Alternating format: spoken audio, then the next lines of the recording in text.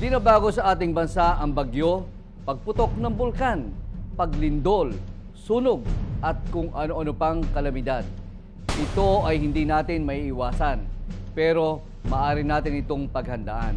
Bilang kasagutan, ating binuo ang Project DINA o Disaster Information for Nationwide Awareness.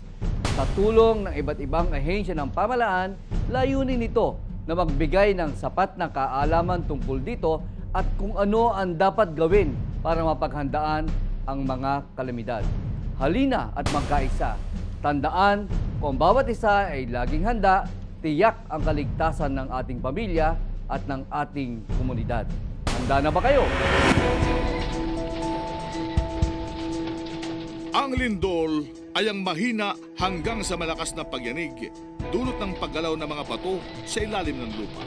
Tinatayang 20 lindol ang nagaganap sa Pilipinas bawat araw. Masyadong mahina ang ilan sa mga ito, kaya hindi sila nararamdaman. Ilan sa mga posibleng panganib ng lindol ay ang ground rupture o pagbitak ng lupa, pagguho ng mga gusali, ground shaking o pagyanig, liquefaction o pag-aastang malatubig ng kalupaan, landslide o pagguho at tsunami. Maaaring magkaroon ng ground rupture o yung pagbitak ng lupa sa lugar na tinatahak ng active fault. Hatid naman ng malakas na lindol mula sa ilalim ng dagat ang panganib ng tsunami.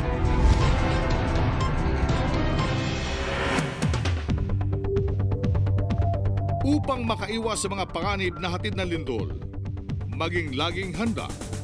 Siguraduhin matibay ang inyong tahanan at alamin ang panganib sa inyong lugar.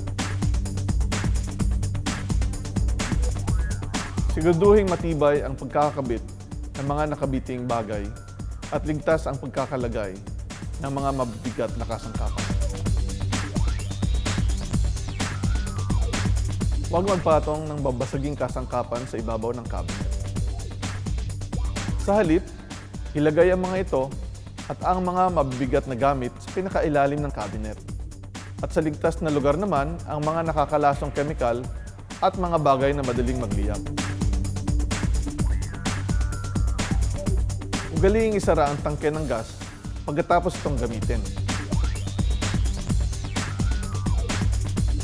Alamin ang mga emergency exit at ang pinakamabilis at pinakaligtas na daan patungo rito. Alamin kung paano gamitin ang fire extinguisher at emergency alarm. Nararapat na may signage ang mga ito at nakalagay sa mga lugar na accessible at madaling puntahan. Makilahok sa mga earthquake drill at regular itong isagawa.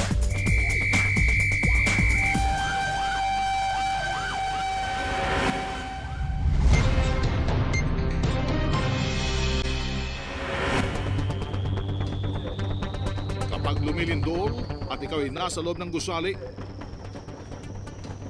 Manatiling mahinahon sa lahat ng oras.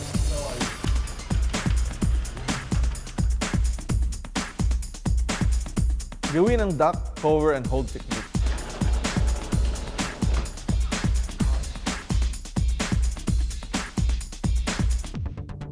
Yumuko, magtago sa ilalim ng matibay na lamesa at hawakan ang mga paa nito.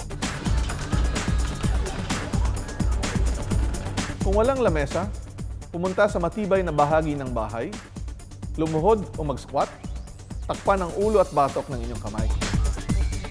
Umiwas sa mga bagay na madaling mabasag, mabibigat at maaaring bumagsak.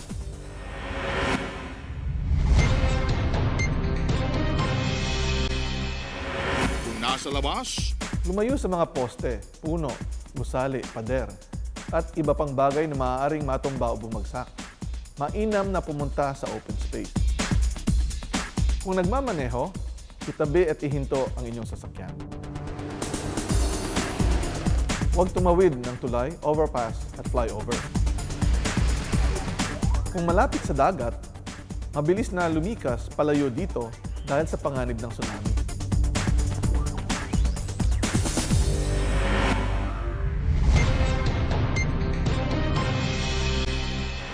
Pagkatapos ng lindol at ikaw ay nasa loob pa ng gusali, lumabas dito at pumunta sa isang open space. Tulungan sa paglikas ang mga matatanda, may kapansanan, mga bata at buntis. Gumamit ng hagdan sa halip na elevator. Huwag nang pumasok pa sa nasirang gusali dahil sa panganib ng aftershock. Kapag nasa evacuation area o open space, suriin ang sarili at mga kapamilya at sundin ang alituntunin ng lugar.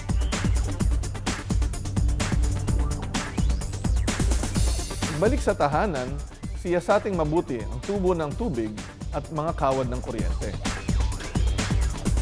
Kung may nakitang sira, isara agad ang main switch ng mga ito at ipagbigay alam sa otoridad.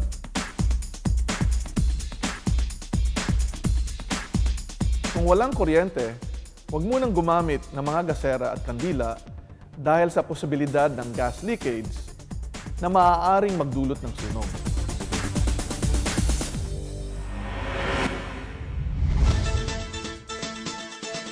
Tamang kaalaman ay kahandaan. Maging ligtas, maging panatag, Pilipinas.